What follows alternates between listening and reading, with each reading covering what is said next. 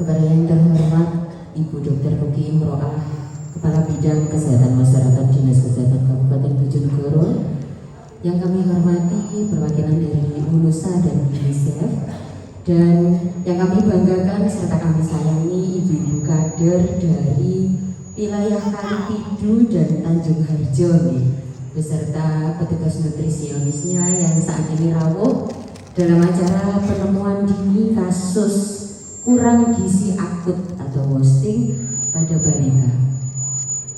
Alhamdulillahirrahmanirrahim, puji syukur kehadirat Allah Subhanahu wa Ta'ala, karena sampai dengan pagi ini kita masih dikaruniai nikmat yang berupa kesehatan, kesempatan dan umur panjang, sehingga kita dapat berkumpul bersama untuk mengikuti pertemuan pada hari ini.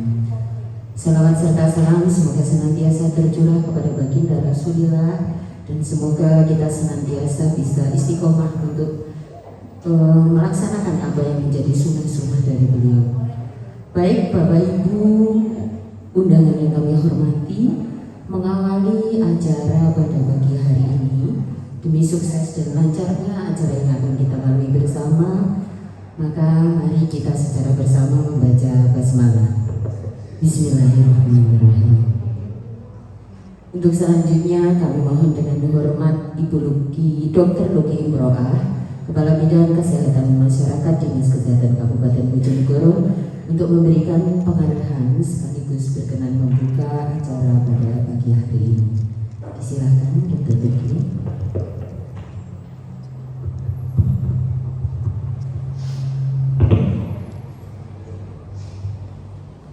Assalamualaikum warahmatullahi wabarakatuh.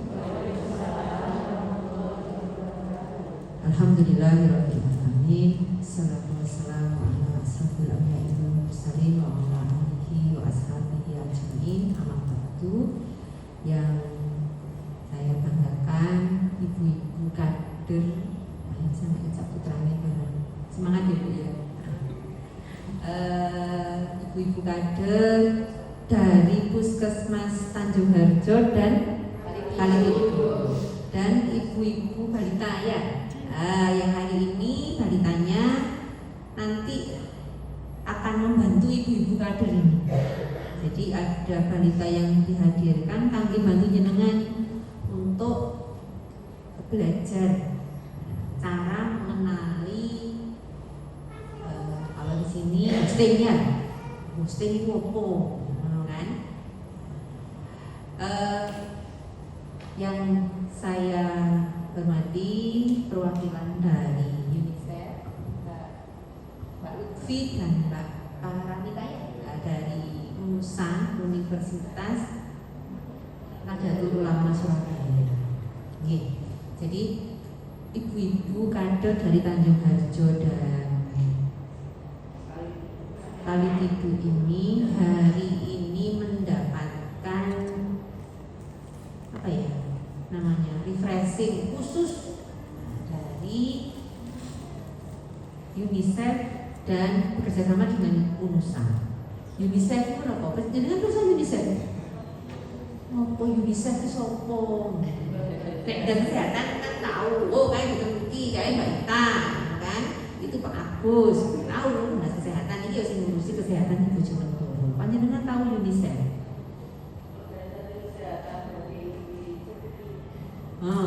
Kondi, ayo.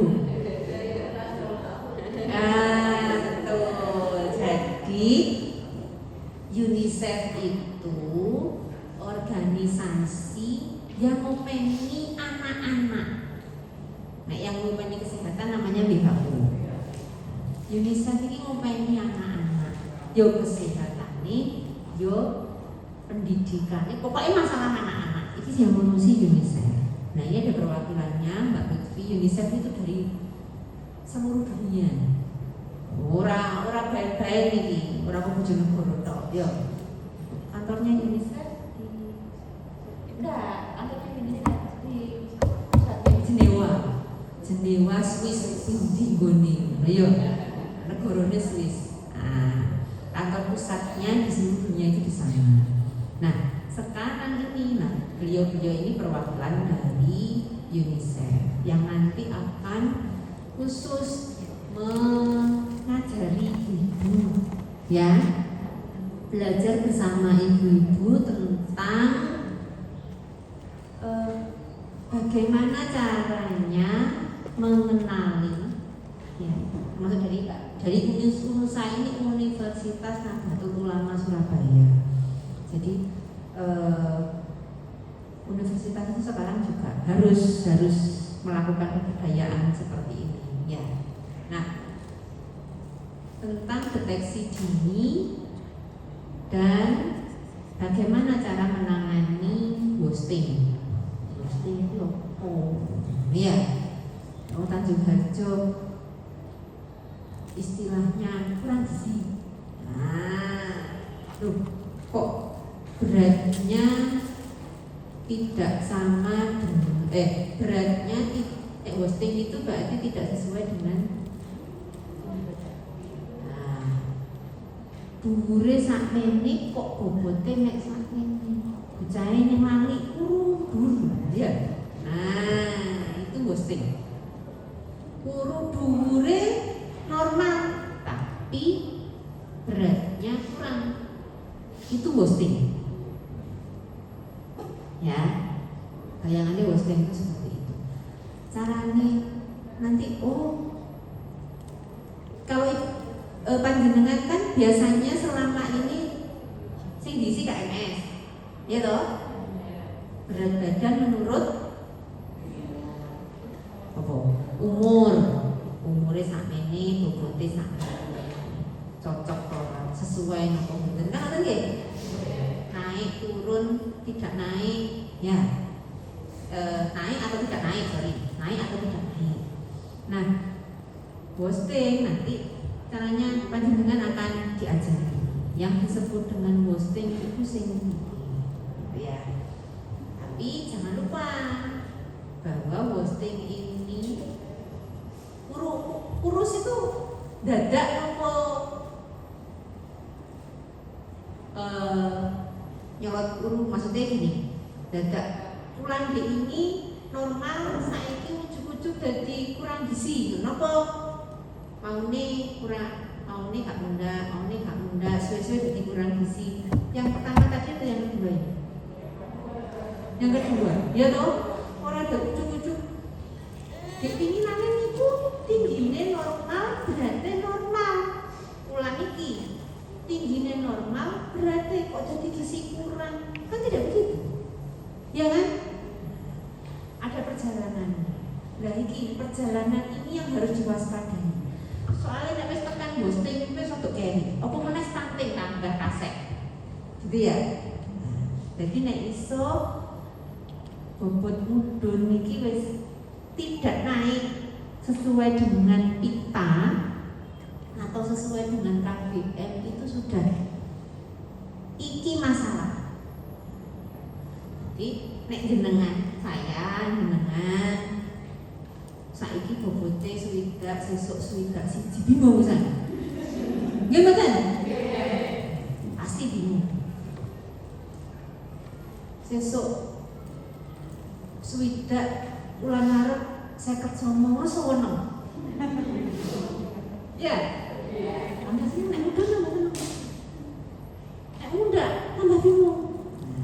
Tapi anak-anak kita apa Bu?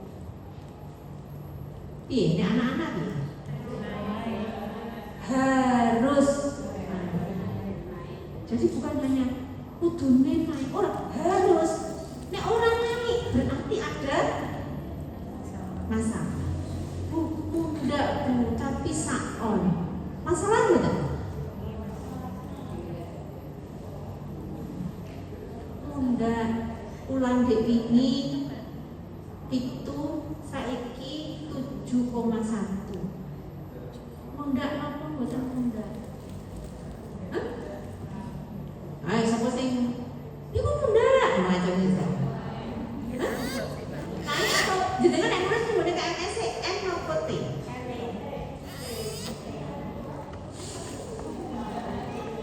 Dek ini bobote itu saiki 7,1.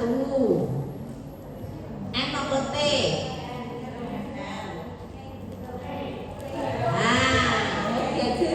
Ya bagus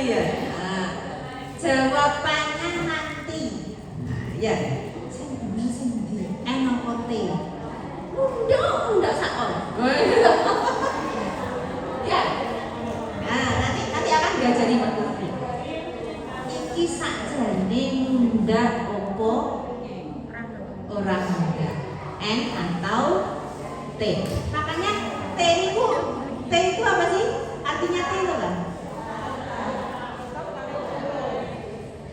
Nek N kan naik.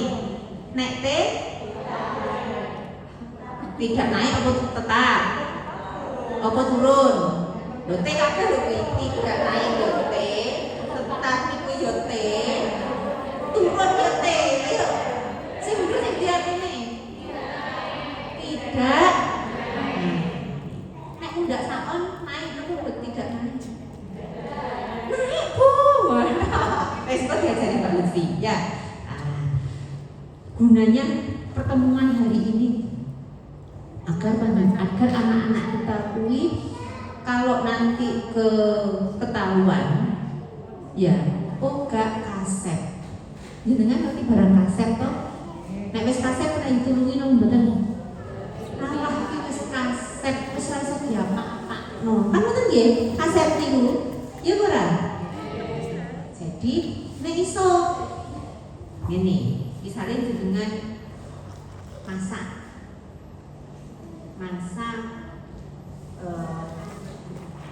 apa jenenge jangan lodeh ya toh jangan lodeh masake kesuwen momot jangan lodeh terong bisa momot toh iso dari terongnya iso dari utuhnya terongnya aku wis kaset nggih makanya saat sebelumnya kaset ditiliki oh mau terong bae kan iku nggih masake sedhik bae gemine cilik bae kan ngoten jadi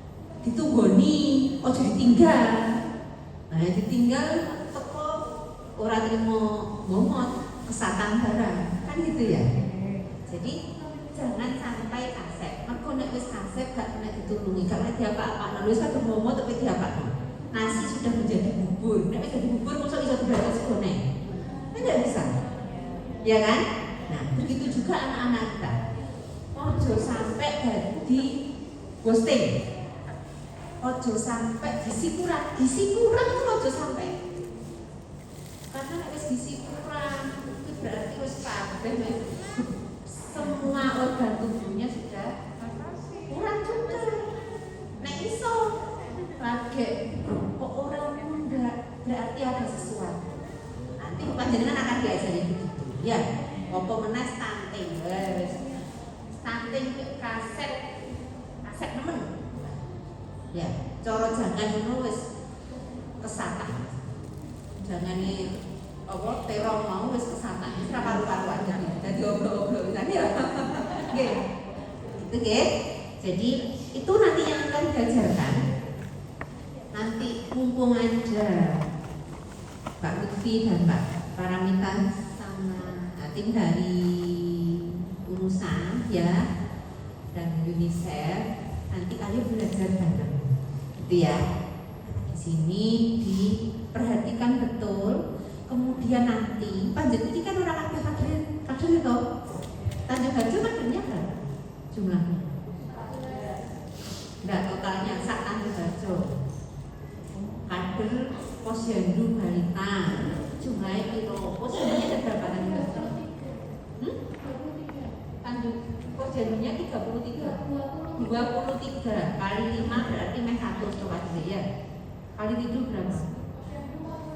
41 nek kadire 5 harus 87 kadire yang datang ke sini berapa? 14 berarti kan gak ada 10% yang datang ke sini nah, nanti tugasnya jenengan nyeritain kancane ya nyeritain kancane yang hari ini belum berkesempatan untuk belajar bersama gitu ya sanggup Ibu? Sanggup semangat ya panjenengan pokoknya apa yang panjenengan lakukan itu besok anak-anak ini kalau gizinya baik nanti yo sehat Yo pinter arep dadi apa wae iso sesuai dengan keterampilannya. Ya enggak? Aku pengen jadi pemain sepak bola, ya iso. Aku pengen jadi pedagang sing sukses, ya iso. Aku pengen jadi dokter, ya iso. Sing penting sehat dimulai dari gizinya baik. Nek gizinya kurang, ya tetap gak sehat. Gitu? Gizinya berlebih, ya ora sehat. Gitu ya. Nanti hari ini khusus untuk yang kurang dulu. Kapan-kapan mungkin nanti kita bahas yang lebih ya. Oke. Selamat belajar. Semoga apa yang hari ini panjenengan terima bisa memberikan manfaat. Karena hasilnya nimbang itu hasilnya bukan sekarang. Panjenengan posyandu itu nanti hasilnya 20-30 tahun lagi. Bocah iso kuliah, bocah iso dadi pegawai, bocah dadi wong sukses. Hasilnya 20-30 tahun lagi kan? Nimbangi saiki hasilnya seumur. Gitu ya. Ini amal jariah kita semua. Semoga manfaat. Selamat belajar. Mugi apa yang panjenengan lakukan selama ini untuk ngopeni anak-anak kita ini menjadi amal jariah panjenengan. Kemudian selamat belajar ya. Nah, dan nanti akan dipandu sama Mbak Lutfi dan para Mita, gitu ya. Jangan nanti ada dari MGC-nya juga ikut mendampingi, jadi nanti biar sinkron. Oh, yang diajarkan kemarin nih ya. Mohon maaf bila ada yang kurang berkenan. Sekali lagi terima kasih, semangat, matur nuwun sangat. Selama ini kami sudah dibantu untuk ngopeni balita-balita yang ada di tempat panjenengan. Saya akhiri. Wabillahi taufiq wal hidayah. Assalamualaikum warahmatullahi wabarakatuh.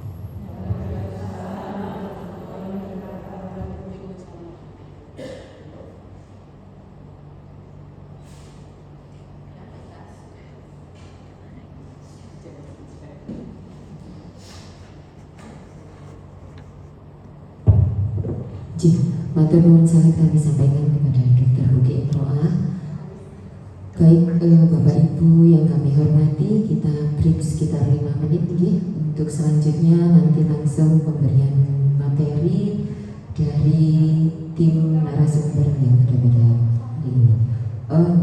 Sebelum kita memasuki acara inti dan sebelum kita break sebentar, monggo kita berfoto bersama. Ibu-ibu kader dan ibu balita diaturi untuk berdiri sejenak. Monggo cuma sekedar.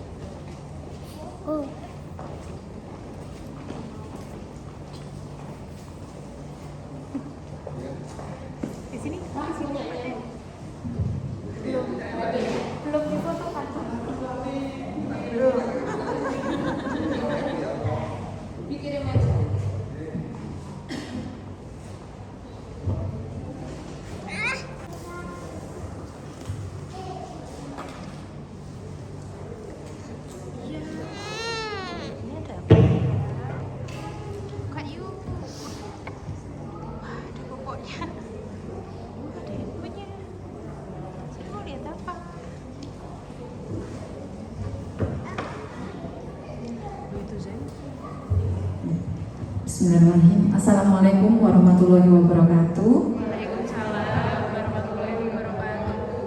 Terima kasih sebelumnya saya ucapkan kepada ibu-ibu kader, petugas gizi dari puskesmas yang sudah hadir, dan ibu balita juga. Terima kasih sudah meluangkan waktu untuk hadir hari ini. Seperti yang tadi disampaikan sama Dr. Ruki, bahwa hari ini kita akan berdiskusi, belajar bersama-sama tentang bagaimana mengenali kasus kurang gizi akut pada balita. Sudah sempat disinggung oleh Dr. Ruki, jadi perjalanan panjang kekurangan gizi itu dimulai dari tadi tidak naiknya berat badan sesuai dengan yang diharapkan. Nanti kita akan belajar bersama-sama bagaimana sih definisi tidak naik, kemudian yang seperti apa yang disebut dengan gagal tumbuh, gagal berkembang, atau ada gangguan pertumbuhan, well faltering, yang kemudian jalan ke kekurangan gizi akut, baru hasil akhirnya di stunting. Nah, nanti kita akan bahas bersama-sama.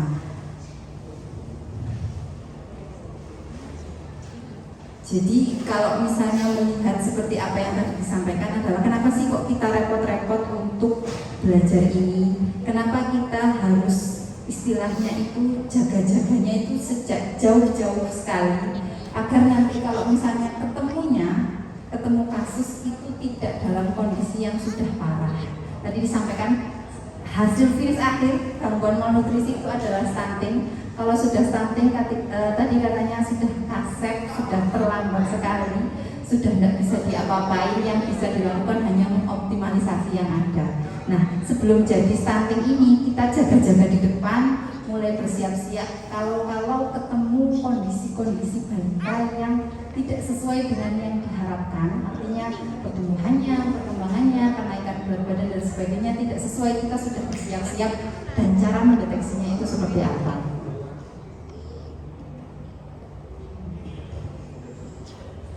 Nah, ini refresh singkat saja. Jadi yang dimaksud dengan malnutrisi tadi sudah disampaikan juga, tidak hanya tentang kekurangan gizi, tapi juga kelebihan gizi itu masuk malnutrisi. Namanya mal berarti tidak normal atau tidak sesuai yang seharusnya. Ada dua kategori, yaitu kekurangan gizi dan kelebihan gizi. Yang kita bahas untuk balita sebenarnya bisa kejadian dua-duanya, tapi kasus secara umum di masyarakat banyak yang tantangannya adalah di kekurangan gizinya. Apa saja bentuknya? Bentuknya itu yang pertama bisa berbentuk wasting. Wasting ini kekurangan gizi akut. Kekurangan gizi akut artinya kekurangan gizi yang terjadi hari ini. Yang mempengaruhi adalah situasi hari ini. Situasi hari ini apa? Asupannya ataupun dia sedang terkena atau habis mengalami sakit. Jadi dua hal itu yang mempengaruhi status gizi itu dua hal. Asupannya bagus atau tidak, atau dia sedang atau setelah mengalami infeksi atau sakit. Itu mempengaruhi kondisi dia hari ini. Kemudian kalau stunting tadi sudah disebutkan dia adalah hasil akhir kronik. Jadi kalau ngomongin stunting kita tidak lagi melihat dia hari ini makan apa, tapi mungkin mulai hamil dia seperti apa asupannya ketika di dalam kandungan atau bahkan sebelumnya. Jadi sebelum hamil kondisi status gizi ibunya seperti apa, ditarik terus ke belakang. Jadi kalau ngomongin stunting panjang sekali. Kemudian underweight tadi yang disampaikan Dr. Ruki, kita melihat dari berat badan dibandingkan dengan usia. Sebenarnya underweight ini bisa kita pakai untuk memantau status pertumbuhan, bukan status gizi tapi status pertumbuhan. Jadi kita melihat apakah balita kita ini sudah di jalur untuk bertumbuh dan berkembangnya. Kalau misalnya tidak, dia pasti akan mengalami misalnya tidak naik sesuai dengan grafik atau tidak naik sesuai dengan kenaikan berat badan minimal. Nanti kita bahas seperti apa detailnya. Kemudian yang ada juga tentang defisiensi zat gizi mikro. Hari ini Indonesia mengalami yang namanya 3 beban ganda untuk permasalahan gizi.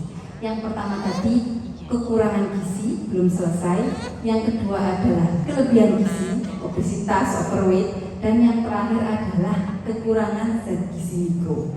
Kalau misalnya kita masih bergelut dengan permasalahan kekurangan gizi makro yang jatuhnya seperti wasting, stunting, underweight, kita kemungkinan besar juga mengalami kondisi kekurangan zat gizi mikro. Karena kan asupannya jelas kurang ya, untuk zat gizi mikronya jelas akan terpengaruh, sehingga itu menjadi salah satu beban juga permasalahan gizi.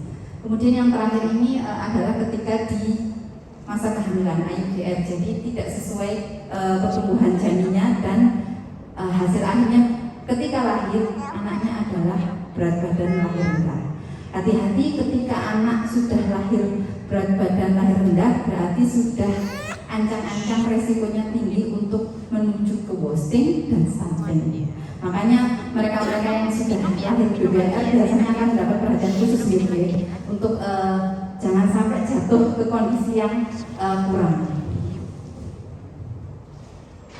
Nah, ini kira-kira kita menggambar, mengilustrasikan status gizi itu seperti ini.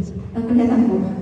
Nah, jadi yang paling sebelah sana kita pakai parameternya TB/U ya. Jadi kita melihat secara seharusnya tinggi badan dibandingkan usia itu harusnya seperti ini. Normalnya adalah segitu. Ketika dikatakan gizi baik, yang sebelah sana sendiri, maka yang terjadi adalah ketika berat badan dibandingkan panjang badan atau tinggi badan dia normal, berat badan dibandingkan usia dia juga normal, kemudian hasilnya adalah seperti itu. Jadi dia tinggi tapi juga proporsi berat badannya sesuai gitu. Nah, ketika kita geser ke sampingnya, dia masih tinggi tapi sudah mulai mengurus. Nah, berarti berat badannya tidak sesuai dengan tinggi badan atau panjang badan. Tadi yang disebutkan Dr. Ruki akan kelihatan kurus dibandingkan dengan teman usianya. Nah, ini sudah mulai dia mengalami kekurangan gizi akut. Kekurangan gizi akut tadi bisa disebabkan karena asupan, bisa disebabkan juga karena infeksi. Asupannya apa, Bu? Asupannya tidak hanya ngomong tentang kuantitas. Jadi misalnya nih, kemarin kan kita mengalami pandemi di 2 tahun terakhir. Banyak pekerja, banyak keluarga-keluarga yang mata pencahariannya hilang, sehingga pendapatannya turun atau bahkan hilang sama sekali. Otomatis kan akan mempengaruhi daya beli. Nah, daya beli ini salah satu hal yang mendukung untuk balita ini tersedia makanan yang sesuai. Ketika itu terjadi, berarti balitanya punya risiko tinggi untuk mengalami yang namanya kekurangan gizi.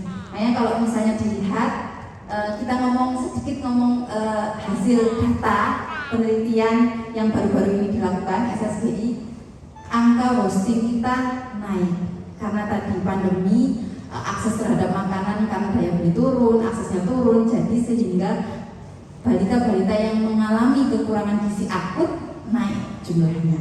Nah, ini kemudian bisa juga terjadi misalnya di kondisi bencana. Anak-anak kan kalau misalnya kondisi bencana otomatis terputus sumber makanannya, semua berubah ya. Dia juga stres dan sebagainya, sehingga dia rentan untuk asupannya itu kurang, rentan juga terkena infeksi karena penyakit. Nah, kondisi-kondisi tersebutlah yang kemudian mempengaruhi status gizi dia, sehingga dia bisa beresiko terkena wasting atau kurang gizi akut. Jadi yang terjadi hari ini, dan itu bisa di tata laksana. Kemudian yang sebelahnya lagi stunting. Tadi sudah disampaikan juga, stunting ini hasil akhir. Kenapa kemudian berat badannya itu menjadi lebih rendah dari yang seharusnya diharapkan? Karena selama dia mengalami kekurangan gizi akut, selama dia mengalami kurang asupan, dia tubuhnya ini mengalami yang namanya penyesuaian. Nah, penyesuaian tubuh itu, kalau tubuh kurang asupan makanan, yang didulukan untuk dikasih kalau ada makanan itu yang paling penting-penting dulu, organ vital seperti otak, jantung, dan organ-organ vital lain biar tetap hidup, istilahnya bertahan hidup. Terus kalau misalnya nggak cukup, ya udah yang lainnya nggak kebagian. Nah, biasanya yang nggak kebagian terakhir itu adalah yang untuk dia bisa tumbuh. Nah, makanya anak-anak yang stunting, anak-anak yang sudah mengalami kondisi kekurangan gizi dalam jangka waktu yang lama, yang dikompromikan atau yang dikalahkan oleh tubuhnya itu ya. Jadi jatuhnya akan menjadi dia kalau diukur tinggi badannya tidak sesuai dengan usianya. Kemudian yang terakhir ini ada underweight atau berat badan dibandingkan usianya dia rendah. Dia bisa menggambarkan kondisi kekurangan gizi hari ini atau akut, tapi bisa juga menggambarkan kondisi kekurangan gizi secara kronis. Jadi biasanya ini kalau misalnya terdeteksi ini, kalau dulu bahasanya BGM, sekarang berat badan kurang dan sangat kurang gitu ya. Nah itu biasanya akan dikonfirmasi status gizinya, kemudian ditata laksana gitu. Nah, tadi yang saya sampaikan WOSTENG itu terdiri dari dua. Kalau kita mulai dari gizi kurang dan gizi buruk. Jadi WOSTENG kekurangan gizi akut bentuknya gizi kurang sama dengan dan gizi buruk. Nah, kalau sudah kondisi gizi buruk, dia resikonya 11 kali lebih tinggi untuk meninggal. Kenapa? Karena ketika anak sudah kondisi gizi buruk, satu, tubuhnya itu sudah mengalami yang namanya penyesuaian untuk meminimalkan istilahnya penggunaan daya di dalam tubuh, bahan-bahan di dalam tubuh, sehingga cuma dalam mode bertahan hidup saja. Otomatis sistem pertahanan tubuhnya dia rendah, dia akan mudah mengalami sakit atau infeksi. Makanya di sini disebutkan anak dengan kondisi gizi buruk resiko meninggal sangat tinggi karena sangat rentan untuk terkena infeksi. Sudahlah dia bobotnya rendah, sudahlah dia tidak punya cadangan lemak dan energi dalam tubuh, dan daya tahannya tubuhnya rendah, sehingga sangat rentan untuk kalau kena infeksi habis harus harus segera ditangani dengan serius karena risiko meninggalnya sangat tinggi. Kemudian kurang gizi akut adalah penyebab kematian dan kesakitan pada balita yang sebenarnya bisa dicegah dan diatasi. Caranya bagaimana? Caranya seperti tadi yang disampaikan Bu Luki adalah yang pertama, kita memulai dari deteksi dini. Jadi deteksi dini adanya hambatan pertumbuhan, tadi disebutkan World for Train. Itu kita memulai dari melihat apakah balita-balita kita itu mengalami gangguan pertumbuhan atau hambatan pertumbuhan dengan tadi ada T atau N-nya. Kalau dulu 2T baru dirujuk. Kalau sekarang 1T sudah harus dirujuk. Kenapa? Karena kalau misalnya dia 1T, dia datang 1 bulan kemudian, berarti dia sudah mengalami gangguan gizi selama 4 minggu berturut-turut. Oh sudah lama ini kalau misalnya nunggu 2T telat jadi 8 minggu. Makanya sekarang rujukannya adalah 1T sudah harus dirujuk karena kelamaan. Nah kemudian selain deteksi dini dari pemantauan pertumbuhan, kita juga melakukan yang namanya penemuan kasus secara aktif. Jadi kalau bisa ada kesempatan kita screening, kita cek balita-balita kita apakah mengalami permasalahan gizi. Jadi nanti kita bahas bagaimana cara screeningnya, atau tool apa saja atau alat apa saja yang bisa dipakai. Kemudian tindakan pencegahan dan tata laksana sebelum menjadi parah. Harapan kita, kalaupun ketemu kasusnya yang tidak dalam kondisi parah. Ketika screening ketemunya banyakannya hijau, alhamdulillah, atau tidak ada masalah.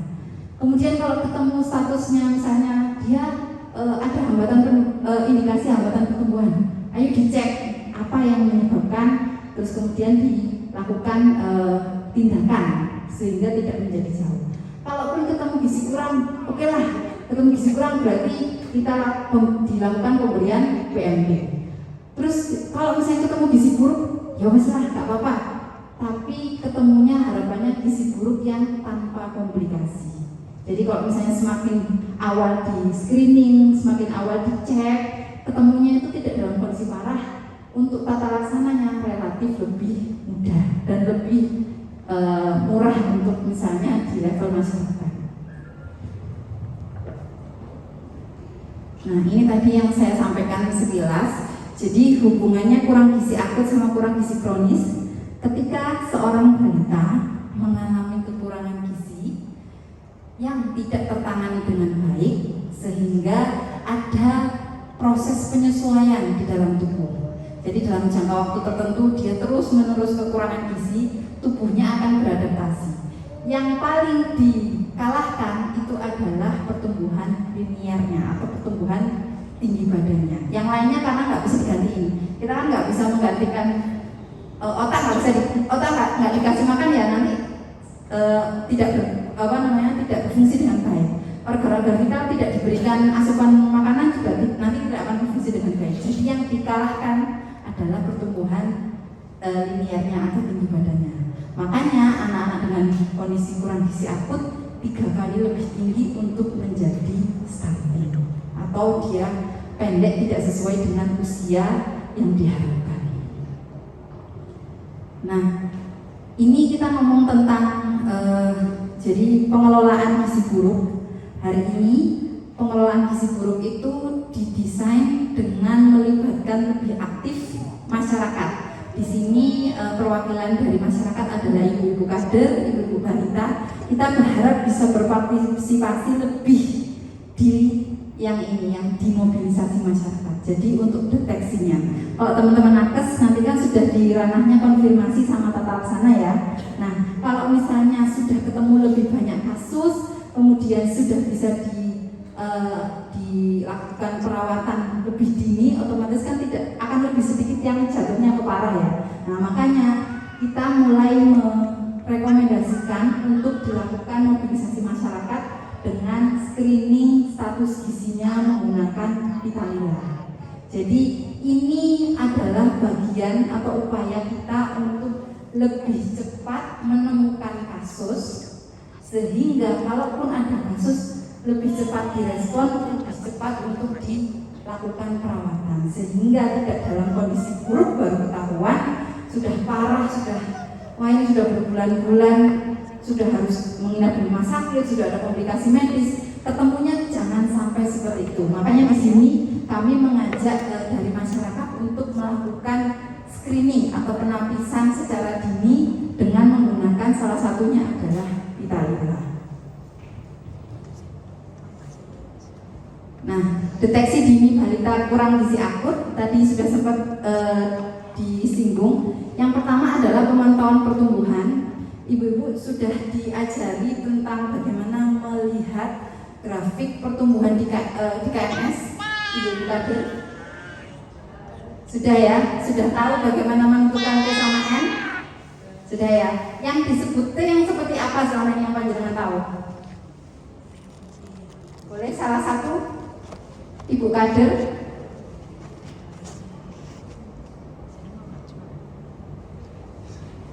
Monggo Bu. T, yang disebut T selama ini itu yang pemahaman Ibu yang seperti apa? Monggo sih Ibu Sinten.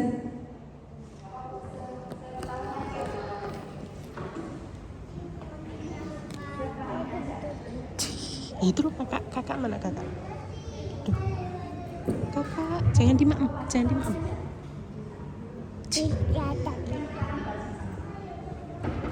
Tuh, mana sih?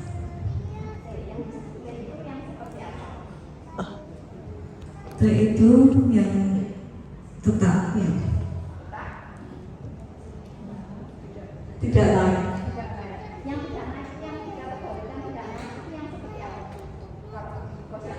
Bulan ini kan misalnya 10,5, besoknya 10,6, kan kurang. Bulan ini 10,2. Maksudnya bulan lalu. Bulan ini 10,6.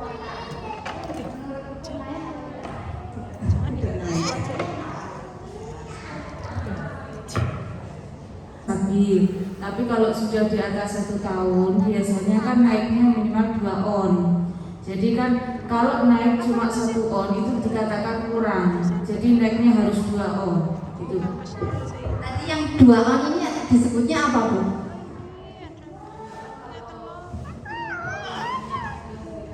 Di atas 1 tahun biasanya kenaikannya statis ya. Minimal harus naik 2 on. Nah, 2 on ini disebutnya adalah kenaikan berat badan minimal. Jadi harus memenuhi itu. Kalau 0 sampai 1 tahun kan bervariasi ya, sesuai dengan usianya. Ketika di atas 1 tahun sudah mulai statis, minimal naiknya 2 on. Jadi ini yang harus dilihat. Makanya, ya betul. Nanti ada hadiah untuk ibu Sinten nggih? Dari mana? Bu Sri Iswati dari Puskesmas Tanjung Harjo. Ada bingkisan dari Unusa ya. Ya, jadi betul kita memantau pertumbuhannya itu melihat dia sesuai grafik atau enggak. Kan ada ya di KMS ya grafiknya ya. Nah, selain sesuai dengan kenaikan berat badan minimal, makanya tadi Bu Rugi juga sebutkan kalau cuma naik 1 on itu disebutnya apa M? Iya, karena minimal di atas 1 ton juga 2 on. Nah, jadi harus dua-duanya sesuai dengan garis plus kenaikannya di atas kenaikan berat badan minimal atau minimal memiliki kenaikan berat badan minimal. Yang kedua, deteksinya adalah menggunakan pita lila. Nah, pita lila ini khusus hanya untuk usia 6 sampai 59 bulan. Pita lilanya yang digunakan untuk balita yang tadi yang seperti ini. Ini khusus untuk balita ya Bu, jadi beda sama punyanya ibu hamil. Kalau punyanya ibu hamil warnanya cuma ada 2, hijau sama satu lagi. Jadi cuma membedakan dia kek atau tidak kek. Tapi kalau untuk balita, dia warnanya ada 3, ada hijau, kuning sama merah. Kalau dia hijau, berarti dia tidak mengalami permasalahan gizi. Oke, normal, status gizi baik.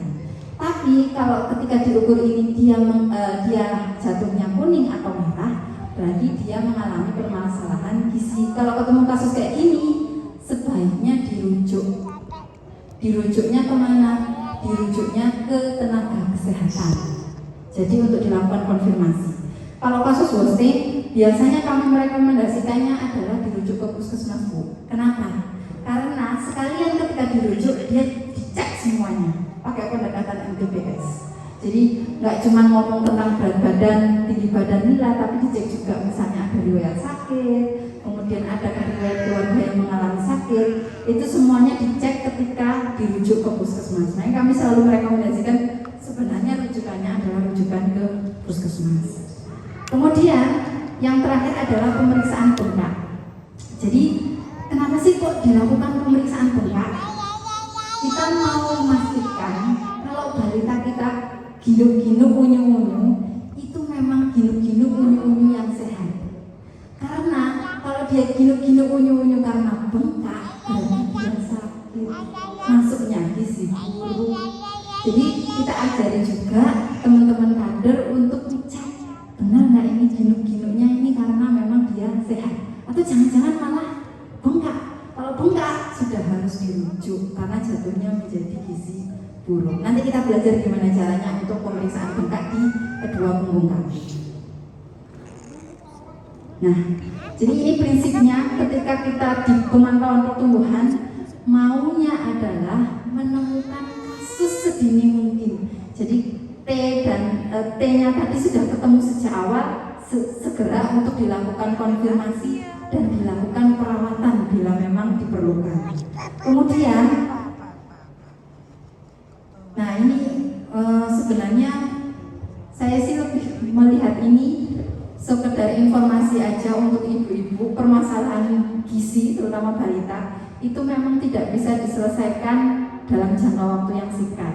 Kalau kita menginvestasikan atau kita melakukan upaya hari ini untuk balita kita, paling cepat itu bisa kelihatan hasilnya itu di generasi yang kedua. Jadi misalnya anak-anaknya panjenengan ya hari ini balita, kita jaga semuanya, status gizinya segala macam, kita baru akan melihat hasil yang benar-benar diharapkan itu setelah si balita ini punya anak. Jadi generasi yang kedua. Sama juga kasusnya ketika kita memutus permasalahan, baru kelihatan itu di generasi yang kedua. Jadi memang panjang. Makanya ini disebut kalau saya nyebutnya lingkaran setan ya. Mulai dari misalnya terjadi bayi berat badan lahir rendah, itu sudah resiko tinggi terjadinya wasting sama stunting. Kalau tidak terjaga dengan baik, dia balik lagi ketika dewasa, dia punya resiko untuk melahirkan bayi yang sama. Jadi ketika diputus, baru kelihatannya itu adalah di generasi berikutnya. Nah, ini penyebab hambatan pertumbuhan yang pertama yaitu kurangnya asupan baik kualitas maupun kualitas. Makanya tadi status gizi dipengaruhi oleh dua hal, asupannya dan terjadinya sakit atau infeksi. Ketika asupannya kurang, berarti dia tidak sesuai dengan kebutuhan. Ketika dia sakit, kebutuhannya meningkat. Kalau misalnya tidak diimbangi dengan asupan yang juga meningkat, dia jatuhnya tetap kekurangan asupan. Makanya dua hal, kurangnya asupan dan penyakit infeksi akut maupun kronis itu sangat berperan dalam status gizi. Kemudian yang ketiga adalah kelainan cacat bawaan. Ini untuk kasus-kasus luar biasa ya. Jadi memang seperti kayak penyakit jantung bawaan, hidrosefalus, penyakit-penyakit yang sejak lahir sudah ada dan pasti akan memberikan dampak ke pertumbuhan dan perkembangannya. Kalau sudah ini, kita hanya mampu untuk mengoptimalkan apa yang ada, tapi kasusnya juga tidak banyak. Yang banyak itu yang di dua ini yang harus dijaga. Kalau yang kasus kelainan bawaan ada, tetapi presentasinya tidak banyak, sehingga kalau yang sudah yang ini ranahnya lebih ke perawatan oleh spesialis, jelas. Kalau yang di atas itu yang tanggung jawab kita, asupannya sama dijaga biar tidak terkena infeksi. Nah, salah satu resiko untuk hambatan pertumbuhan dari segi anak adalah yang pertama tadi, dia berat badan lahir rendah. Anak-anak dengan berat badan lahir rendah, dia sudah nabung untuk peluangnya lebih besar menjadi wasting atau kurang gizi akut dan stunting. Jadi pasti akan mendapat perhatian lebih oleh tenaga kesehatan. Kemudian mereka-mereka yang punya kesulitan dalam proses menyusui, terutama yang di bawah 6 bulan, makanya dalam salah satu tata laksananya adalah ketika di bawah 6 bulan mengalami kesulitan menyusui, segera diminta untuk konseling ke petugas konselor menyusui. Jadi harapannya segera ditemukan kenapa kok ada kesulitan menyusuinya. Apakah dari posisinya, pelakatannya, ataukah memang ada gangguan yang mengganggu proses menyusuinya. Kemudian menderita sakit infeksi baik akut maupun kronik. Jadi ketika anak sakit, kebutuhan energinya dia meningkat. Kalau dikasih asupan yang sama tetap tidak cukup jantungnya. Jadi memang harus ditambah. Sudahlah dia tidak cukup asupannya secara normal, ditambah dia sakit, dia akan lebih cepat kondisinya jatuh ke kekurangan gizi. Kemudian ada kelainan kongenital tadi yang bawaan, terlambat memperkenalkan makanan padat. Ada beberapa kasus ibu-ibu itu cukup takut ketika usia 6 bulan, takut kesedak, takut anaknya nggak bisa karena selama ini cuma ASI aja atau susu formula saja. Jadi ketika usia 6 bulan harusnya diperkenalkan makanan padat, teksturnya tidak sesuai. Padahal usia 6 bulan kalau ASI dia tidak cukup lagi mencukupi seluruh kebutuhan, makanya diberikan namanya makanan pendamping untuk menambahi, untuk mencukupi seluruh kebutuhannya. Ketika teksturnya tidak sesuai, terlalu encer, maka dia sudah kenyang sama air duluan. Artinya yang seharusnya dia asup segini, nggak masuk segini, kurang dari itu karena sudah banyak airnya, kan encer ya. Nah itu yang menyebabkan dia akan beresiko mengalami kekurangan gizi. Jadi makanan padatnya terlambat dikenalkan karena ketakutan tadi. Yang seharusnya sudah mulai makanan padat, dia masih jangan takut tersedak, jadi diencerin, walaupun dikasih makanan tapi diencerin gitu ya. Itu tidak sesuai dengan rekomendasi teksturnya. Kemudian pemberian makan umur yang tidak adekuat.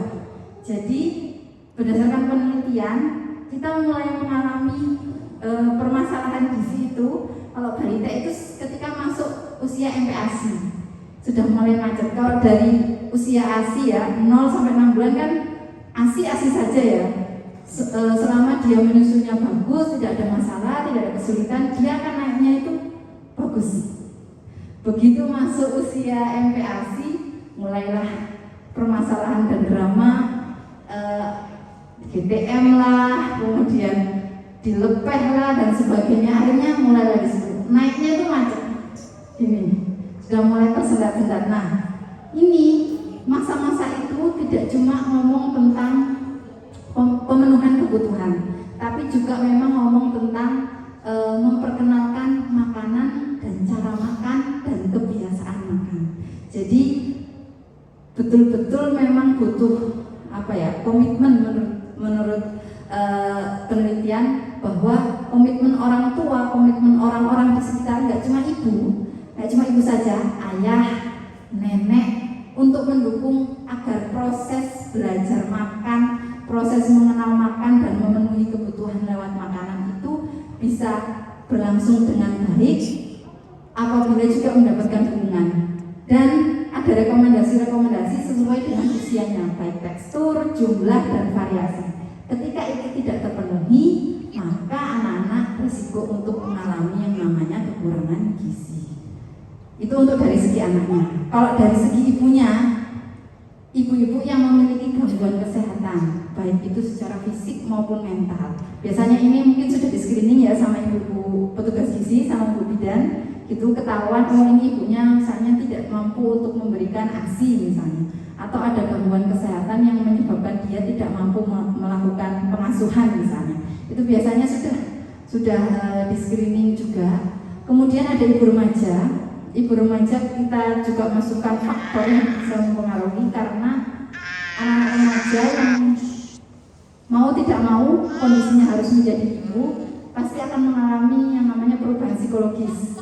Nah ini harus diancang-ancang, yang akan mendapatkan dampaknya itu adalah anaknya kalau si ibunya tidak siap. Nah ibu remaja biasanya masih kepengen yang lain-lain dulu, masih belum terlalu tumbuh insting untuk sepenuhnya menjadi seorang ibu. Nah ini perlu perhatian khusus. Kemudian ibu-ibu yang terpapar asap rokok aktif ketika hamil, banyak kok di sini bapak-bapaknya merokok walaupun ibunya lagi hamil. Banyak? Banyak. Nah, itu ternyata mempengaruhi anaknya. Kemudian ibu-ibu bekerja. Ibu-ibu bekerja ini terutama mereka-mereka yang punya tantangan ketika bekerja, mulai dari memberikan ASI, itu pasti tantangan sekali. Sudahlah bekerja harus mompa dan sebagainya. Nah, ini perlu dukungan sekali. Kemudian ketika mulai masuk MPASI, gimana caranya tetap memberikan yang sesuai rekomendasi sambil bekerja, itu juga tantangan sekali. Makanya itu dimasukkan ke faktor resiko terjadinya hambatan pertumbuhan dari sisi ibu. Jadi kalau misalnya ibunya bekerja, kita oh ini tantangan kira-kira yang dihadapi oleh si ibunya. Kemudian tantangan secara umum dari segi faktor ekonomi adalah akses ke fasilitas kesehatan yang sulit. Di sini apakah masih ada yang sulit untuk menjangkau fasilitas kesehatan? Tidak ada ya. Nah, alhamdulillahnya tidak ada untuk yang ini. Kemudian yang kedua, kesehatan lingkungan dan praktek kebersihan diri (PHBS-nya). Ini juga mempengaruhi. Apakah di sini sudah menjalankan ini dengan baik? Sudah, insya Allah sudah ya. Oke. Nah, kita lanjut. Jadi kita mulai lagi dari memantau pertumbuhan. Ibu kalau misalnya melihat di KMS kan ada batas ya. Kalau sekarang ada warnanya atau nggak ada warnanya ya yang baru? Sudah nggak ada ya Bu ya? Kalau dulu pakai warna ya. Nah kalau sekarang itu nggak dikasih warna karena alasannya katanya takut terstigma. Kalau misalnya di kuning atau merah, anak kenapa-napa gitu ya. Padahal sebenarnya memang iya, cuman ibu-ibu akan menjadi jauh merasa terstigma sehingga nggak mau lagi datang ke posyandu. Makanya hari ini itunya ditaruh nggak ada warnanya, cuma garis aja ya, garis median. Nah, yang perlu diperhatikan adalah kondisi-kondisi yang mengindikasikan adanya risiko terjadi hambatan pertumbuhan. Yang pertama, garis pertumbuhan balitanya keluar atau menyimpang dari jalur. Jadi ketika lahir kan diplot awal, kemudian diikuti setiap bulan, harusnya dia sejajar dengan garis pertumbuhan terdekat. Kalau dia sejajar mengikuti arah garis pertumbuhan terdekat, berarti dia aman. Jadi dia mengikuti jalur pertumbuhan. Nah, bermasalah ketika mulai keluar, entah dia itu ke atas atau dia mulai melandai atau malah jatuh. Nah itu berarti sudah ancang-ancang. Kemudian garis pertumbuhan turun atau naik tajam. Jadi walaupun naik, kalau misalnya tajam juga tidak direkomendasikan ya, apalagi turun. Jadi ini harus menjadi perhatian. Kemudian mendatar. Mendatar ini terjadi ketika tidak terjadi kenaikan berat badan atau panjang atau tinggi badan. Jadi flat bulan lalu sama bulan sekarang tidak ada penambahan. Jadi itu berarti oh ini ada permasalahan. Nah ini ilustrasinya. Jadi kalau yang jalur A itu dia sesuai dengan jalur pertumbuhan dia yang paling dekat. Jadi kalau misalnya Bu, anaknya misalnya ketika lahir itu ada di sini, misalnya di sini ya, BPLR. Selama dia mengikuti garis pertumbuhannya dia yang paling dekat, berarti yang ini, berarti sebenarnya dia oke. Cuma memang startnya dia di bawah. Selama dia mengikuti itu, sebenarnya dia aman. Lah, yang bermasalah justru ketika adalah startnya di tengah, tapi semakin lama semakin melandai, terus start di situ memotong garis pertumbuhan yang di bawahnya atau di atasnya. Itu yang bermasalah. Jadi dikatakan keluar atau menyimpang dari jalur pertumbuhannya yang seperti di jalur B.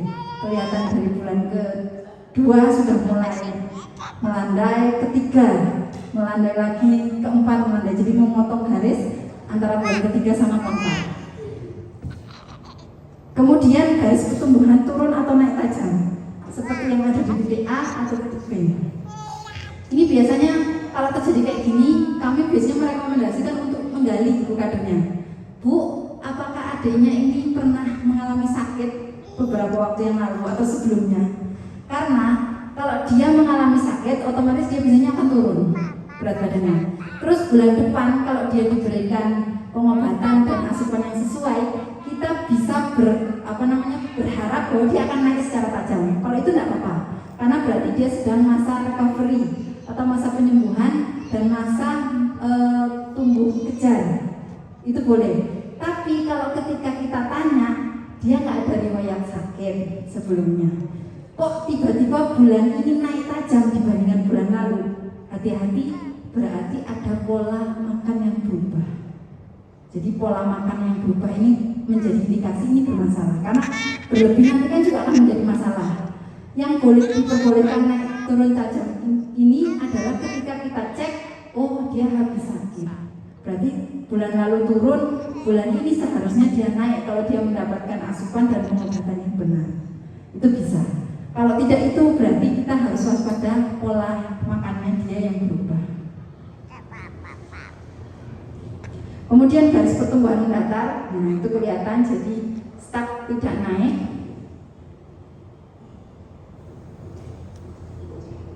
Nah, ini yang tadi dibahas juga. Jadi kesalahan ketika menilai status pertumbuhan tadi, status pertumbuhan adalah naik dan tidak naik. Jadi tidak ada tetap ya Bu ya. Cuma ada T sama N. N-nya naik, T-nya tidak naik. Jadi tidak ada istilah status pertumbuhan itu tetap.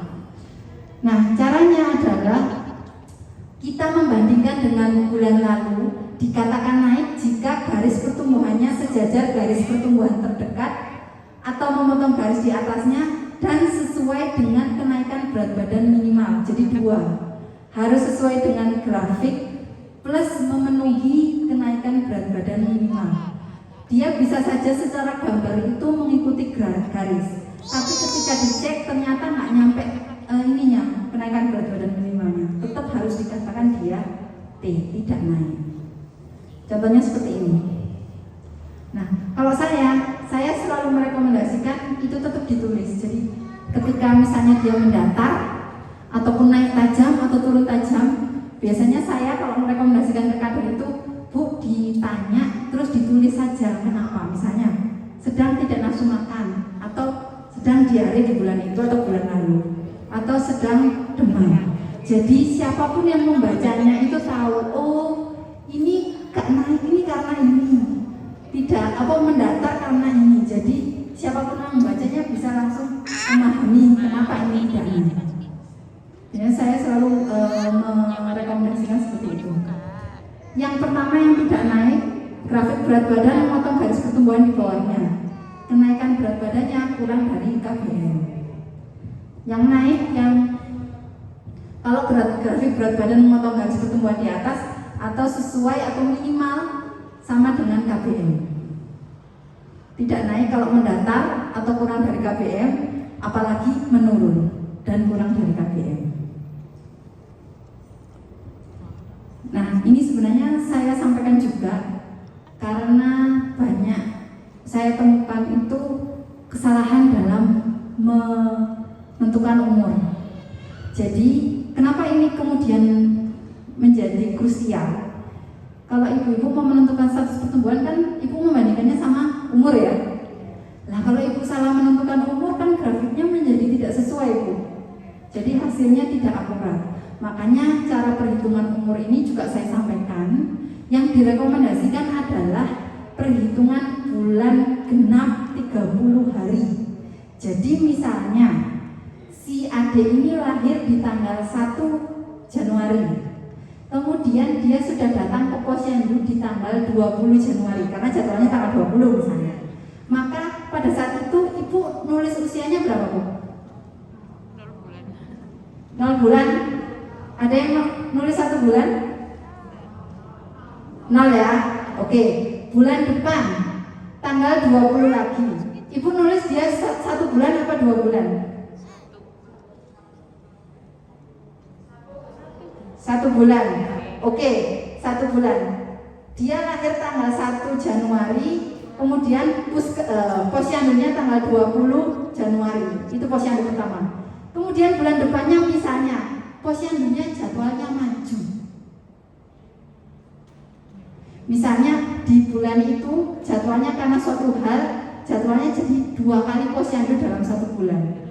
Apakah bulannya berbeda bu kalau ibu mau di posyandu di KMS?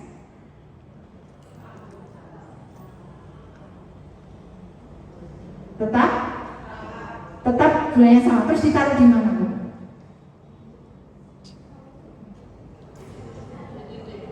Di titik 2. Oke, saya ganti dari ilustrasinya. Dia lahir di tanggal 15 Januari. Kemudian posyandunya di tanggal 21 misalnya, 21 Januari. Misalnya dia sudah langsung ikut ya, baru umur semingguan dia sudah ikut ke posyandu. Kemudian bulan depan posyandunya ternyata maju sebelum tanggal 15. Usianya dia masih dihitung 0 apa 1 bu?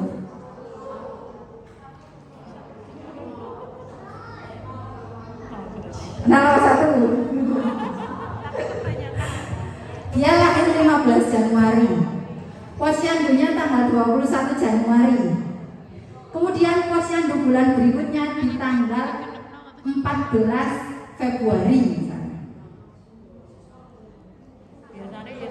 Dia sudah 2 kali posyandu ini. 1 bulan. 1 bulan. Berarti pas bulan Februari dia usianya berapa? 2 1 0. Yang benar tetap 0 bu. Tetap 0. Kenapa? Walaupun dia kurang 1 hari tapi dia tetap terhitungnya ikut bawahnya. Jadi kalau dia posyandu tanggal 14 Februari, dia ulang bulannya tanggal 15 Februari. Di tanggal posyandu 14 Februari usianya masih 0. Jadi tidak boleh diplotkan di yang usia bulan 1. Makanya ketika pertama kali balita datang ke posyandu itu biasanya direkomendasikan langsung untuk ditulis jajar bulan. Misalnya Januari, Februari, Agustus itu langsung ditulis di sininya. Nah, langsung diminta ditulis yang di bulan penimbangan, bulannya saja. Jadi kalau misalnya dia datang sebelum dia usianya genap segitu, maka dia akan tetap tidak bergeser, tetap di bulan yang sama. Misalnya tadi dia 2 kali posyandu, tapi posyandu yang kedua dia belum genap 30 hari, berarti dia masih tetap di 0. Terus nolnya di mana? Ya di atasnya, tapi tetap masih di bulan 0. Makanya ini rekomendasinya bulan penimbangan itu ketika pertama kali datang langsung diisi saja, biar nanti kelihatan kalau dia skip. Kalau misalnya nggak diisi, nanti nggak kelihatan kalau dia skip. Misalnya dia pertama kali datang usia 3 bulan misalnya, atau usia 7 bulan ini ya, diisi di sini 7 bulan. Kalau ibu nggak langsung isi ini semuanya, ketika dia datang lagi di usia 10, cenderungnya akan diisi di sini. Padahal dia sudah skip sekitar 2 atau 3 bulan. Makanya rekomendasinya ditulis dulu semuanya, kelihatan kapan dia skip datang ke posyandu. Sampai sini paham Bu? Paham ya? Jadi mengukur bulannya harus genap 30 hari. Kalau belum 30 hari, bulannya tidak berganti. Nah, jadi ini umur 5 bulan 29 hari tetap dianggap usia 5 bulan, walaupun kurang 1 hari. Nah, itu yang kemudian tidak direkomendasikan. Karena apa? Nanti ngeplotnya jadinya ketarik ke bawah Bu. Harusnya kan dia masih usia 6 bulan, tapi dia diplot 6 bulan. Kan grafiknya sudah berbeda. Jadi jatuhnya dia akan ke bawah. Harusnya dia masih ngikut standar 5 bulan, tapi dia sudah diplot di bulan ke-6. Ya, ketarik ke bawah, tidak sesuai jadinya. Seperti itu. Jadi ini mungkin kalau saya bagi diprotes, Bu, kesuwen Bu, tinggal sehari aja. Tapi itu ngaruhnya, nanti ngeplotnya itu yang nanti akan ketarik ke bawah. Nah, ini kalau sebenarnya menghitung tanggal kunjungan posyandu sama tanggal lahir. Kalau ini gampang ya, karena tanggal kunjungannya lebih, angka-angkanya lebih banyak timbangkan tanggal lahir. Kalau misalnya tanggal kunjungannya lebih sedikit, kayak gini. Jadi tanggal lahirnya 19 bulan 9 2017. Ketika tanggal kunjungannya 5 bulan 4 tahun 2018, gimana cara menghitungnya? Jadi pakai sistem hutang. Jadi yang 2018 itu dikurangi 1 untuk nambahi yang di bulan ditambah 12. Nyelengi ke bulannya, jadi plus 12. Biar bisa dikurangi dengan angka 9. Jadinya 4 ditambah 12 itu 4 dikurangi 1, berarti dia sudah turun ke 3, plus 12. Jadi dikurangnya hasilnya adalah 6. Sama ketika tanggalnya juga seperti itu. Jadi kayak nabung, dikurangi terus ditambahkan ke sebelahnya. Nah, segala indikasi hambatan pertumbuhan atau resiko terjadinya hambatan pertumbuhan wajib dirujuk ke layanan kesehatan. Kalau di sini rujuknya ke bidan desa atau langsung ke puskesmas gitu? Langsung puskesmas. Oh, bidan desa dulu. Kalau tidak naik, berapa lama dia dikatakan tidak naik terus dirujuk? 2 minggu ya. Jadi pas ketemu awal, terus ke bidan desa, terus bidan desa melakukan intervensi enggak?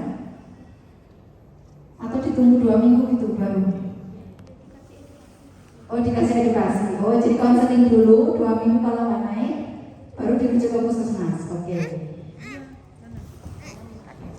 Jadi memang pokoknya semua indikasi hambatan dan resiko terjadinya hambatan dirujuk ke layanan kesehatan, boleh dari bidan desa dulu, kalau tidak naik ke petugas kesehatan di puskesmas. Nah, tadi setelah kita memantau hambatan pertumbuhan dari KNS, salah satu cara untuk deteksi kurang gizi akut atau wasting adalah dengan menggunakan pita lila seperti ini. Nah, ini nanti kita belajar bareng-bareng dengan adik siapa ini? Adik Zainab. Jadi nanti setelah kita selesai materi, kita akan praktek bersama-sama mengukur lila dari adik balita yang sudah ada di sini. Kenapa sih pakai lila? Yang jelas ini adalah pengukuran yang sederhana, cepat, akurat, dan tidak mahal. Saya senang sekali ketika tadi ngobrol sama Bu Erni bahwa Bojonegoro sudah bisa melakukan pengukuran tinggi badan setiap bulan ya. Itu salah satu hal yang patut untuk diapresiasi karena belum semua kabupaten mampu melakukan itu. Jadi kalau sudah bisa sangat baik sekali. Nah, kenapa tetap kita rekomendasikan lila? Karena nanti untuk klasifikasi kurang gizi akut memang standarnya itu adalah minimal 3 pengukuran. Lila, Z-score dari BPPTB sama pengukuran atau pemeriksaan gempa. Jadi 3-tiganya memang harus dilakukan. Pun ketika dirujuk ke petugas kesehatan di puskesmas, konfirmasinya juga diukur semuanya. Jadi memastikan bahwa memang valid hasilnya seperti itu. Kemudian lila juga dia sangat sensitif untuk mendeteksi risiko kematian pada anak dengan kondisi gizi buruk, terutama mereka yang di usia muda. usia muda ini 2 tahun ke bawah. Jadi kalau 2 tahun ke bawah itu biasanya ketika ada perubahan status gizi digambarkan dengan lilanya itu cepat sekali berubah. Makanya sangat sensitif untuk mendeteksi resiko kematian. Dan dia itu adalah resiko kematian yang baik khusus untuk yang disebabkan oleh kurang gizi. Karena tadi yang gampang berubah adalah masa otot. Kalau di atas 3 tahun, 4 tahun itu sebenarnya sudah mulai turun sensitivitasnya, bukan karena apa-apa, tapi karena otot si lengan anak itu sudah mulai terbentuk tetap. Jadi kalau di bawah 2 tahun itu kan masih sangat bisa berubah cepat ya. Tapi kalau sudah di atas 3 tahun, dia sudah mulai membentuk otot sehingga lebih stabil. Nah, ini untuk pengukuran lila videonya.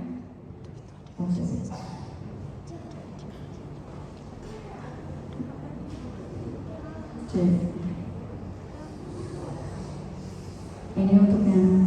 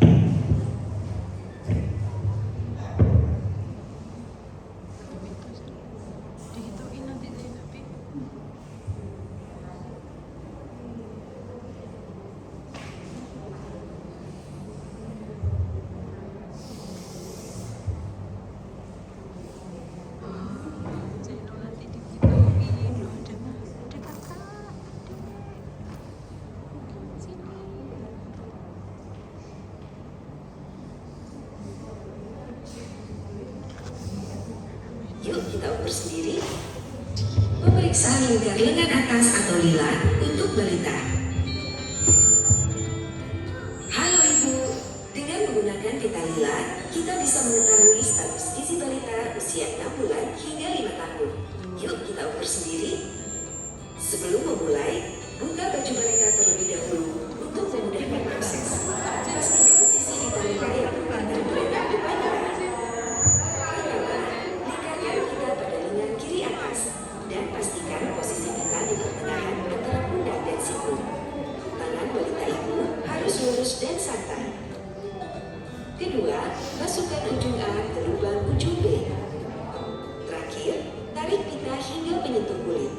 Untuk hasil yang tepat, jangan terlalu ketat dan jangan terlalu kendor. Lakukan 2 kali pengukuran untuk memastikan hasilnya tepat. Jika hasilnya berwarna hijau, berarti gizi balita ibu baik.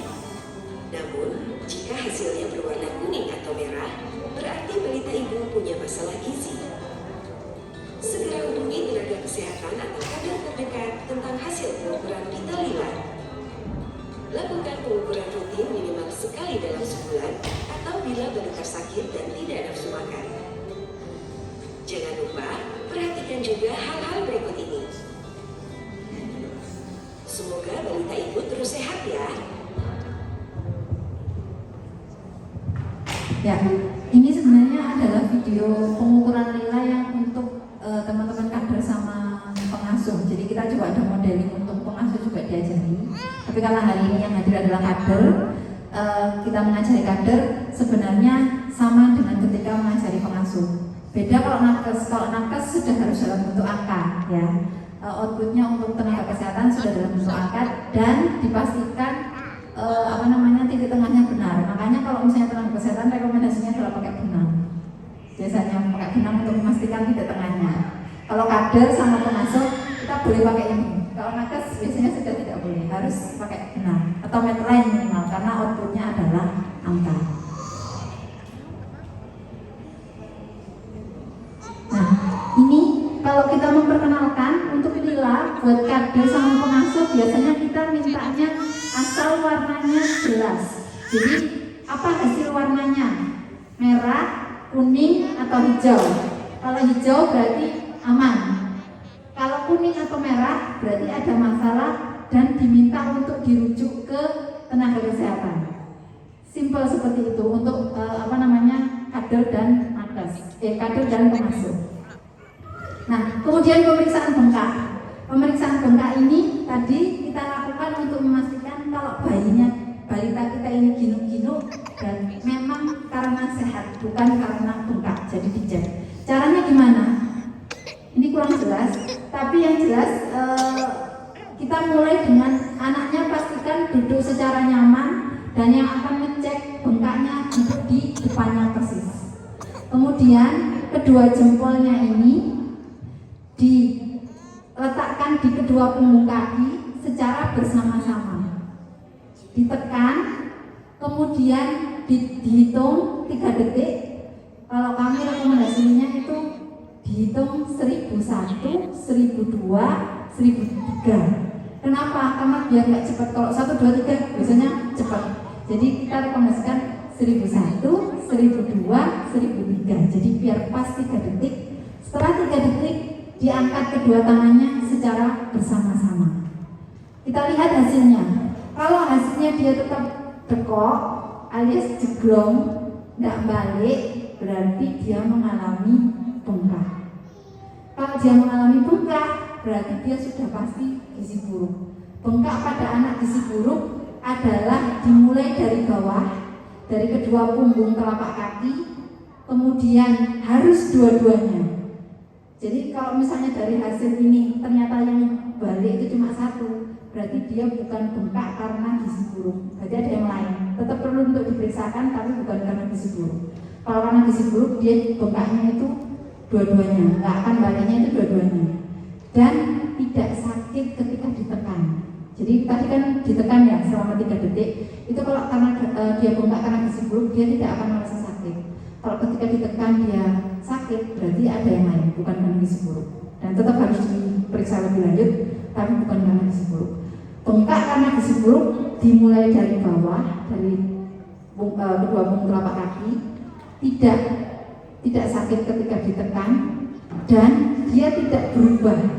Jadi misalnya pagi ini bengkak, sorenya jadi nggak bengkak atau bengkaknya menurun gitu, enggak. Kalau karena gizi buruk dia akan tetap, mau sekarang pagi, sore, besoknya dia akan tetap sama. Kalau ternyata dia berkurang bengkaknya, sorenya berubah, berarti bukan karena gizi buruk, bengkak mungkin karena hal yang lain. Tetap harus dicek lebih lanjut, tapi bukan karena gizi buruk. Nah, kita lihat video ya. Ini video tidak di Indonesia, tapi ini memberikan sedikit gambaran tentang kondisi bagaimana memeriksa bengkak pada anak gizi buruk. First assessments of children are done carefully. You should take your time to do all the necessary steps during admission and keep appropriate records to enable smooth subsequent follow-up. Mid upper arm circumference and edema detection are the most appropriate techniques to use to detect severe acute malnutrition in a health post context. Weight is used to follow the progress of the admitted child and decide when to discharge him. Bilateral edema is a sign of severe malnutrition. Children with edema need to be in therapeutic feeding programs immediately. Only children with bilateral edema are reported as having nutritional edema. In order to determine the presence of edema, normal thumb pressure is applied to both feet for 3 seconds. If a shallow print persists on both feet, then the child presents edema. Jadi ketika dilepas dia nggak balik, tetap aja dekoknya tetap. Nah, ini sebenarnya kita merekomendasikan ini untuk ditempel di masing-masing buku KIA sih. Jadi ini di print 1 lembar gitu, di staples atau ditempel di buku KIA-nya untuk melihat pemeriksaan nilai rutin setiap bulan. Jadi lihat tanggal pengukurannya kapan, hasilnya apa. Melihat progresnya secara terus-menerus setiap bulan. Kemudian kalau misalnya ada yang terindikasi kuning atau merah, sebaiknya dirujuk, bisa menggunakan lembar rujukan. Nah, dirujuk ini kita merekomendasikannya dirujuk ke puskesmas sebenarnya. Kenapa? Karena ketika di puskesmas harapannya anak ini dicek keseluruhannya dengan menggunakan pendekatan ada namanya manajemen terpadu balita sakit. Jadi kita menganggap ada indikasi balita ini sakit. Worst ini dianggap balita ini sedang sakit. Jadi treatmentnya atau pendekatannya dengan menggunakan manajemen tersebut. Dicek semuanya, riwayat kesehatan keluarga juga, riwayat menyusui, riwayat pemberian makan, semuanya dicek untuk melihat benar nggak memang dia ini ada permasalahan. Nah ini tadi saya ngobrol sama Bu Erni, di Bojonegoro sudah dilakukan pengukuran tinggi badan setiap bulan. Tapi kenapa kami tetap merekomendasikan ILA? Karena dia bisa deteksi dini secara cepat, dan juga kalau misalnya mau mengklasifikasikan kurang gizi akut itu harus 3 kategori. 3 kategori yang dipakai adalah atau 3 indikator yang dipakai adalah ILA untuk 6 sampai 59 bulan, kemudian Z-score, BB per TB-nya, kemudian pemeriksaan bengkak. Untuk gizi buruk sama gizi kurang itu salah satu saja ada, dia sudah masuk kategori tersebut. Jadi misalnya ketemunya untuk BB per TB misalnya dia masih di atas min 3 SD, misalnya min 2, sekian gitu, tapi nilainya sudah masuk di kategori gizi kurang misalnya, maka dia tetap masuknya gizi kurang gizi misalnya di bawah 11,5, tapi BB per TB-nya Z-score-nya misalnya masih di atas min 3. Nah kan salah satunya sudah masuk, berarti dia tetap masuk yang kategori gizi buruk atau dia ada edema. Makanya untuk yang gizi buruk sama gizi kurang itu pilihannya dan atau salah satu ada masuk, sudah masuk kategori ini. Kalau gizi baik dia harus 3-3-nya ada. Jadi nilainya sudah di atas 12,5, Z-score-nya di atas -2 dan tidak ada edema. Itu yang dipakai untuk konfirmasi. Tata laksana juga gitu nanti. Jadi ketika misalnya ada anak wanita gizi buruk yang dirawat, mau melepas dia sudah selesai rawat jalan, harus dalam kondisi status gizi normal terpenuhi 3-3-nya. Kayak itu. Makanya tetap direkomendasikan untuk menggunakan ILA. Kemenkes juga tetap meminta ILA diisi setiap bulan di EBBDBM. Gitu. Jadi mau tidak mau sebenarnya yang diminta adalah screening secara lengkap. Nanti mungkin kita diskusi aja ya kebijakannya untuk di Kabupaten Bojonegoro seperti apa. Tadi belum sempat selesai diskusinya sama Bu Erni. Tapi saya menawarkan kalau misalnya mau, saya sudah membuatkan Google Form sebagai menjembatani kalau misalnya nilainya belum bisa masuk di yang nanti diupload di EBBDBM. Pakai aplikasi ya Bu ya, atau file sendiri gitu ya. Yeah.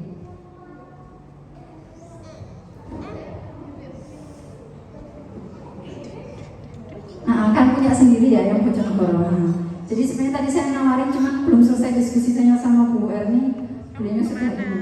Tapi saya sudah siapkan, nanti mungkin secara internal kita akan bahas mungkin juga dengan petugas gizi karena kaitannya sama pelaporan.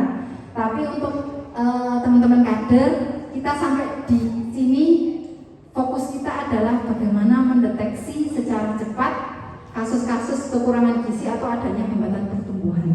Jadi harapannya ketemunya semakin cepat, di tata laksana atau dirawatnya juga lebih cepat sehingga nggak sampai jatuh ke kondisi yang parah. Sampai di sini mungkin ada yang mau ditanyakan ibu-ibu?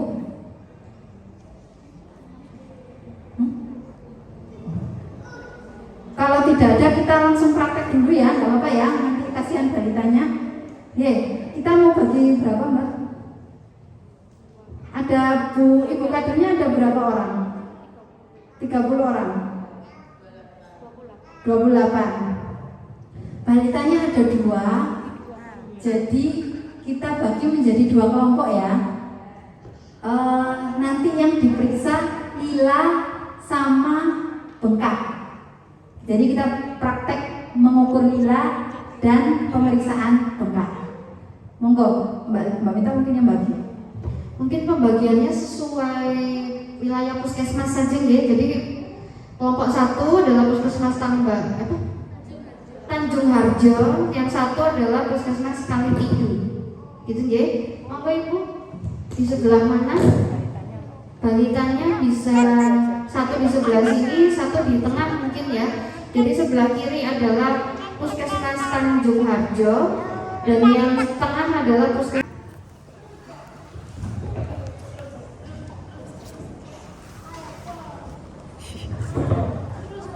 Gimana kamu di sini aja? Kemudian untuk pemeriksaan bengkak balitanya nanti bisa didudukkan di atas meja nggak apa-apa. Monggo. Bisa sebelah sini. Di sini ya Bu. Iya. Kelihatan. Ah. Ya. Kali tidur sebelah tengah, yang sebelah kiri saya adalah Tanjung Harjo. Monggo. Balitanya yang cewek itu bisa diberdirikan di atas meja, mungkin sepatunya dilepas dulu. Ya, ini. Ya. Ya. Monggo salirannya bisa dilepas. Saya mau jangan apa? Pegang mau pegang sama saya. Aku malah sing video. Nah ini karena adiknya pakai jaket, jadi apa yang harus dilakukan terlebih dahulu? Dilepas. Kerudungnya boleh dilepas dulu ya Bu. Dingin ya. Lucu.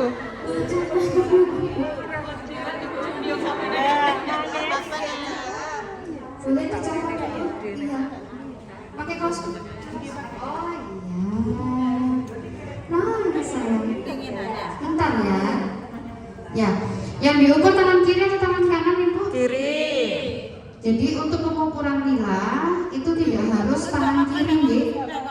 Harus tangan kiri, ya. Harus tangan kiri nih saya, harus tangan kiri. Meskipun dia tidak ideal, pengukurannya tetap di tangan kiri. Kemudian prosesnya apa lagi Bu tahapannya? Monggo. Tahapannya bagaimana Bu? Monggo. Cari titik tengahnya, kemudian posisi tangannya adiknya harus siku. Oke. Kemudian titik nolnya harus pas di bahu ya Bu. Ya, yang ada tulang menonjolnya. Nah, mungkin bisa dibantu sama petugas di sini puskesmas.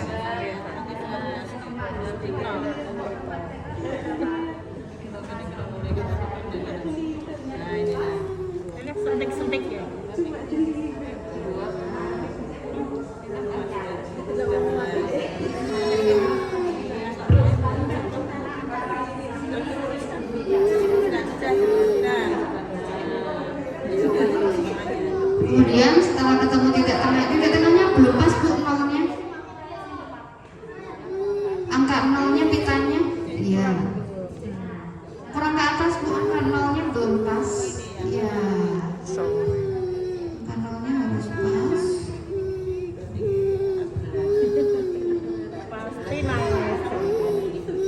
Kasih pulpen ya.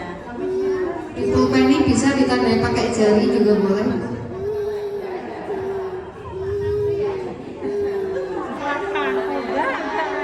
Sawi ya deh.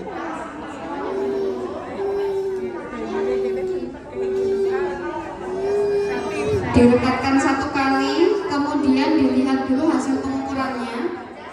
Berapa Bu? 11, kemudian dilonggarkan sedikit. Tangannya pada saat dilingkarkan, tangannya harus diturunkan dulu. Ya, 17. Oke, baik monggo, ibu-ibu kader yang lain bisa mencoba. Aduh, nangis. Udah nangis. Sudah Bu, nangis, kasihan. Kakinya. Kakinya duduk. Kaki. Kakinya menggantung terus ke depan. Ah. Ya. Untuk Bu yang mengukir harus dari depan.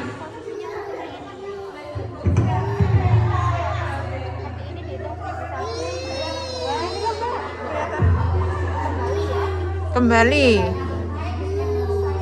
Iya. Pegang Mbak, enggak apa-apa.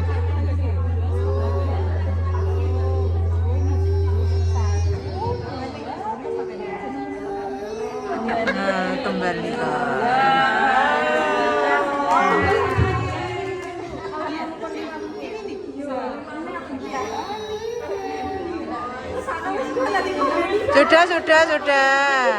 Sudah. Mungkin bisa sama adik siapa? Rafa ya? Sama adik Rafa.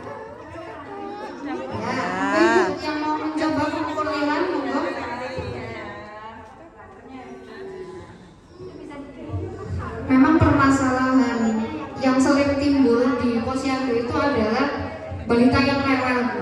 Ya. Jadi kalau balitanya rewel memang harus ada trik dari posyandu, salah satunya adalah mungkin menyiapkan permainan. Jadi intinya kita membangun mood dulu si anak, Yang dikukur baru kan? dilakukan pengukuran.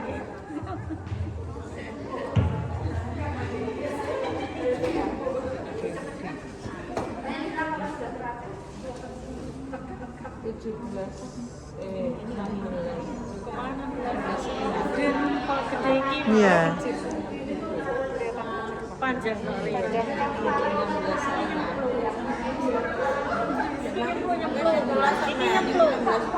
Iki nyemplung, kuwi panjang.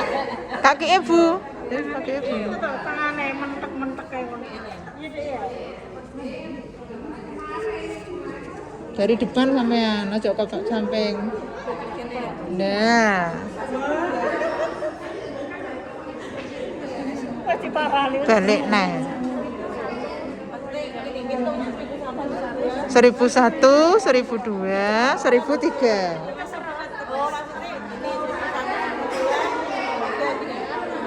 Langsung di. Nah.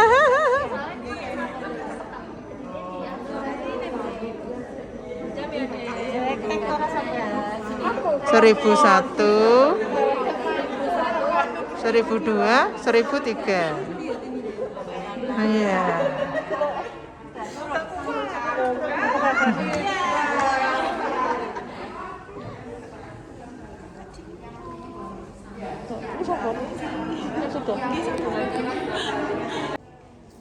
Kira-kira gimana itu, Bu?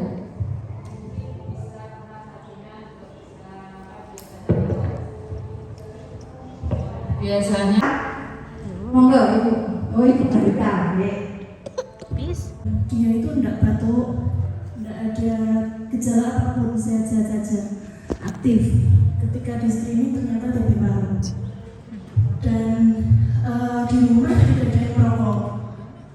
Setelah ditelisik ulang, ternyata tantenya itu ada yang satu kali kunjungan ke rumah, dia itu kena TB paru juga. Jadi padahal itu hanya satu kali kontak, sudah bisa tertular. Terima kasih sharingnya, Bu. Jadi itu manfaatnya nanti kan dicek keseluruhan ya. Padahal dia nggak batuk, makanya banyak aktif. Tapi perlu dicek untuk melihat kenapa ini. Setelah ditelusuri riwayat kesehatannya, riwayat kesehatannya ketemu lah. Ada tante yang cuma berkunjung sekali, tapi dia positif TB, kena kontak sama balitanya, akhirnya balitanya kena. Nah itu pentingnya tadi kok dirujuk untuk cek keseluruhan. Nggak cuma cek diukur saja, klinis saja, tapi ngobrol wawancara riwayat kesehatan. Soalnya ketemu Jadi nangis gitu kok. jangan-jangan mungkin ada hal lain. Siapa yang Gitu. Terima kasih Bu sharingnya. Ada lagi mungkin? Tidak ada, Mbak Mita? Oke. Kalau tidak ada, saya sudahi sampai di sini untuk materi hari ini. Terima kasih atas perhatian panjenengan. Mohon maaf kalau misalnya ada salah-salah kata.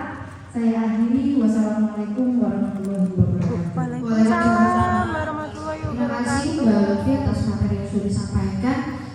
Ibu-ibu dimohon untuk tidak meninggalkan ruangan terlebih dahulu. Jadi untuk penutupan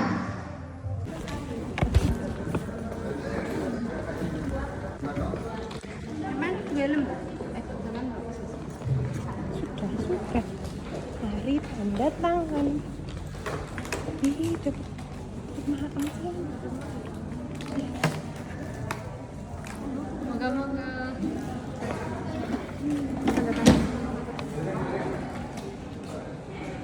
Tanda tangan dulu ya, Zen.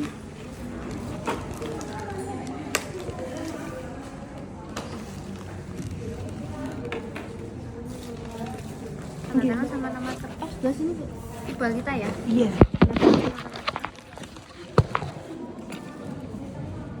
Sini ya, Mbak.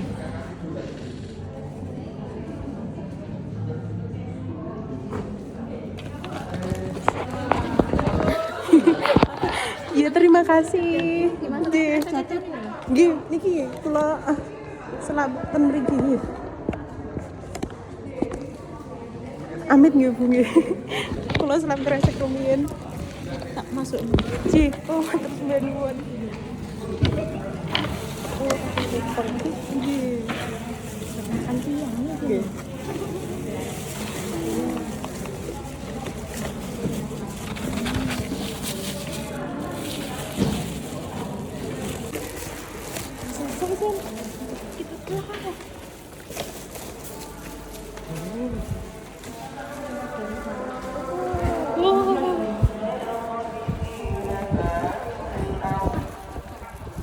Sudah sih, mari kita pulang.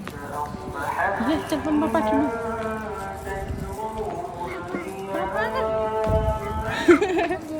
Dadah, salim dong. Salim, kamu salim. Salim, sayang. Salim. Monggo. Iya, monggo, Bu. Telepon dulu ya, Bapak ya. Oh, Zainab dari situ, teman-teman. Iya. Oh, ada siapa itu? Ih, mendungi, Zen.